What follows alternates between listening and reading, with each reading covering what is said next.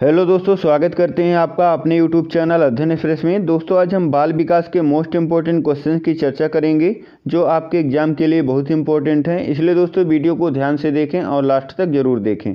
और यदि चैनल पर पहली बार आए हैं तो चैनल को सब्सक्राइब कर लें और बेल आइकन प्रेस कर दें ताकि आपको समय से नोटिफिकेशन मिलता रहे। आइए शुरू करते हैं, देखते हैं पहला क्वेश्चन। पहला क्वेश्चन है हमारा यहाँ पे, छात्रों के सही मूल्यांकन के लिए निम्नलिखित में से किस विधि का प्रयोग किया जाना चाहिए? रचनात्मक मूल्यांकन, सतत मूल्यांकन, कोर्स के अंत में मूल्यांकन या फिर प्रत्येक छमाही पर मूल्यांकन। तो दोस्तों, छात्रों के सही मूल्यांकन के लिए सतत मूल्यांकन विधि का प्रयोग किया जाना चाहिए, इसलिए ऑप्शन नंबर बी यहाँ पे राइट आंसर हो जाएगा। ठीक है, आइए देखते हैं अगला क्वेश्चन। अगला क्वेश्चन है हमारा यहाँ पे, एक शिक्षक को समाज में सम्मान मिलना चाहिए जब वह एक आदर्श जीवन जीता हो, निष्ठापूर्वक अपनी ड्यूटी करता हो, प्रभावकारी तरीके से पढ़ाने में सक्षम हो, या फिर ये सभी। तो दोस्तों, यहाँ पे राइट आंसर क्या हो जाएगा? यहाँ पे राइट आंसर हो जाएगा ये सभी। ठीक है, यानी वह एक आदर्श जीवन जीता हो, निष्ठापूर्वक अपनी ड्यूटी करता हो और प्रभावकारी तरीके से शिक्षण कार्य भी करता हो। ठीक है, इसलिए ऑप्शन नंबर डी यहाँ पे राइट आंसर हो जाएगा। अगला क्वेश्चन है दोस्तों, कोई व्यक्ति एक प्रभावकारी तरीके से एक हुनर कैसे सीख सकता है? अवलोकन करके, सुन करके, पढ़ करके या फिर खुद करके। तो दोस्तों, कोई भी व्यक्ति हो एक प्रभाव तरीके से एक हुनर को खुद करके यानी प्रैक्टिकली रूप से जब करता है तो जल्दी सीखता है, इसलिए यहाँ पे राइट आंसर हो जाएगा ऑप्शन नंबर डी। ठीक है, आइए देखते हैं अगला क्वेश्चन। अगला क्वेश्चन है दोस्तों, वर्णमाला की पहचान किस वर्ष की आयु में शुरू होती है?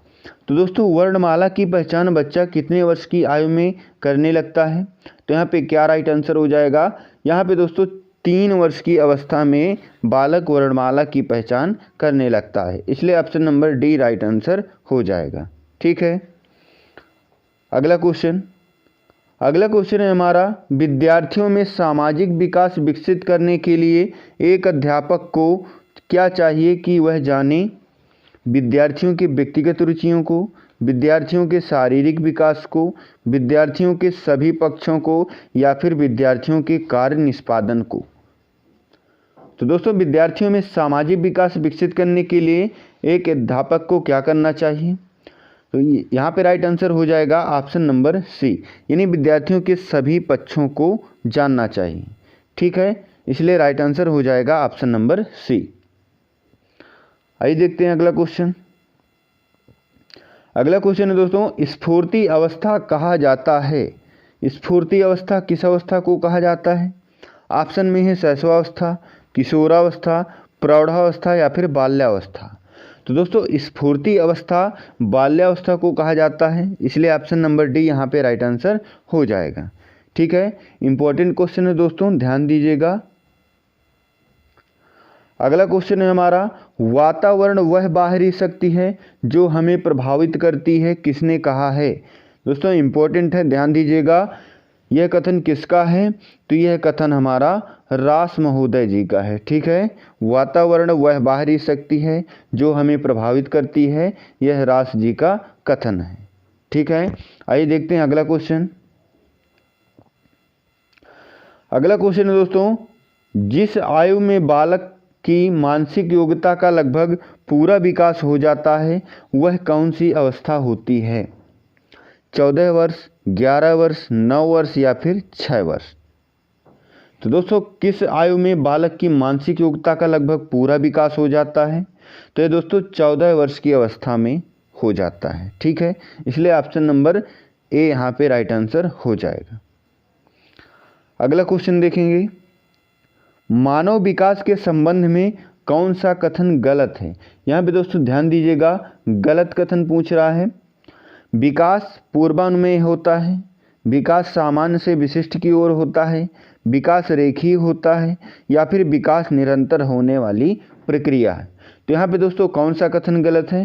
तो यहाँ पे दोस्तों विकास रेखीय होता है, ये कथन क्या है? असत्य है, इसलिए राइट आंसर हो जाएगा ऑप्शन नंबर सी।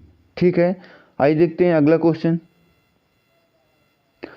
अगला क्वेश्चन है दोस्तों, शारीरिक विकास का क्षेत्र है स्नायुमंडल, मांसपेशियों में वृद्धि, एंडोक्राइन ग्लैंड्स या फिर उपरोक्त सभी। तो दोस्तों शारीरिक विकास का क्षेत्र क्या है, तो इनमें से सभी क्या हैं, शारीरिक विकास के क्षेत्र हैं, इसलिए option number D right answer हो जाएगा। आइए देखते हैं अगला क्वेश्चन। अगला क्वेश्चन है दोस्तों, निम्न में से कौन सा वंशानुक्रम का निकाय नहीं है। दोस्तों कौन सा नहीं है पूछ रहा है, समानता, भिन्नता, प्रत्यागमन या अभिप्रेरणा।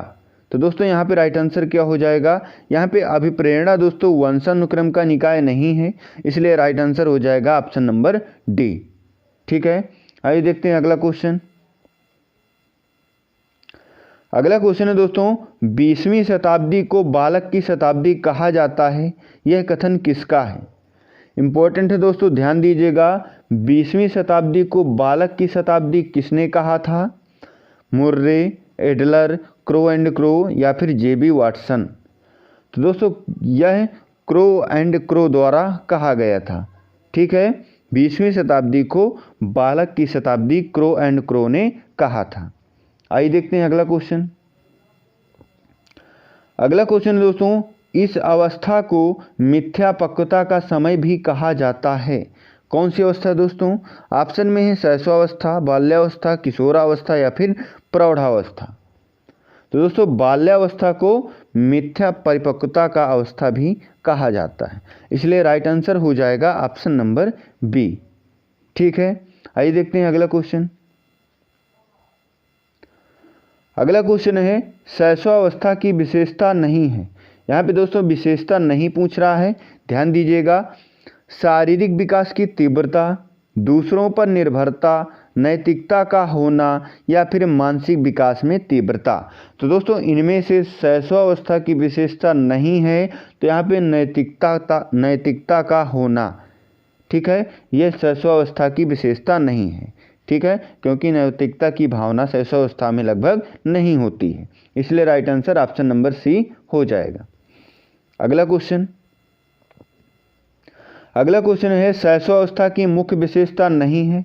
यहाँ भी दोस्तों नहीं पूछ रहा है, यहाँ भी विशेषताएं 3 यानी है और 1 नहीं है, तो यहाँ पे गलत ऑप्शन का चयन करना है। ऑप्शन में सीखने की प्रक्रिया में तीव्रता, जिज्ञासा की प्रवृत्ति, अनुकरण द्वारा सीखने की प्रवृत्ति या चिंतन प्रक्रिया। तो दोस्तों शैशवावस्था में बालक चिंतन प्रक्रिया नहीं करता, इसलिए राइट आंसर हो जाएगा ऑप्शन नंबर डी। ठीक है, बल्कि शैशवावस्था में सीखने की प्रक्रिया में तीव्रता होती है, जिज्ञासा की प्रवृत्ति होती है, यानी जानने की इच्छा उसके मन में बहुत होती है, और अनुकरण द्वारा सीखता है। ठीक है, इसलिए राइट आंसर हो जाएगा ऑप्शन नंबर डी, क्योंकि यह शैशवावस्था की विशेषता नहीं है। अगला क्वेश्चन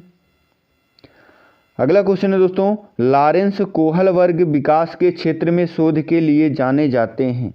तो दोस्तों किस क्षेत्र में जाने जाते हैं, संज्ञानात्मक, शारीरिक, गामक या फिर नैतिक। तो दोस्तों लॉरेंस कोहल वर्ग ने नैतिक विकास का सिद्धांत दिया था, इसलिए राइट आंसर हो जाएगा ऑप्शन नंबर डी। ठीक है, ऑप्शन नंबर डी इसका राइट आंसर हो जाएगा। अगला क्वेश्चन है दोस्तों, मैकडूगल के अनुसार मूल प्रवृत्ति जिज्ञासा का संबंध संवेग कौन सा है। तो दोस्तों मूल प्रवृत्ति जिज्ञासा का संबंध किस संवेग से, ऑप्शन में है भय, घृणा, आश्चर्य या फिर भूख। तो दोस्तों जिज्ञासा का संबंध किससे है, आश्चर्य। ठीक है, इसलिए राइट आंसर हो जाएगा option number C. Option number C. आइए देखते हैं अगला क्वेश्चन। अगला क्वेश्चन है, एक अध्यापक की दृष्टि में कौन सा कथन सर्वोत्तम है। यहाँ पे दोस्तों कौन सा कथन सर्वोत्तम है, यानी सबसे उचित है। ऑप्शन में है प्रत्येक बच्चा सीख सकता है, कुछ बच्चे सीख सकते हैं, अधिकतर बच्चे सीख सकते हैं या फिर बहुत कम बच्चे सीख सकते हैं। तो यहाँ पे दोस्तों सर्वोत्तम कथन का चयन करना है, तो यहाँ पे प्रत्येक बच्चा सीख सकता है। ठीक है, एक अध्यापक को ऐसा मानना चाहिए कि प्रत्येक बालक सीख सकता है, इसलिए राइट आंसर हो जाएगा ऑप्शन नंबर ए। ठीक है, आइए देखते हैं अगला क्वेश्चन। अगला क्वेश्चन है, तर्क, जिज्ञासा तथा निरीक्षण शक्ति का विकास होता है किस आयु पर होता है, 7 वर्ष, 11 वर्ष, 9 वर्ष या फिर 6 वर्ष।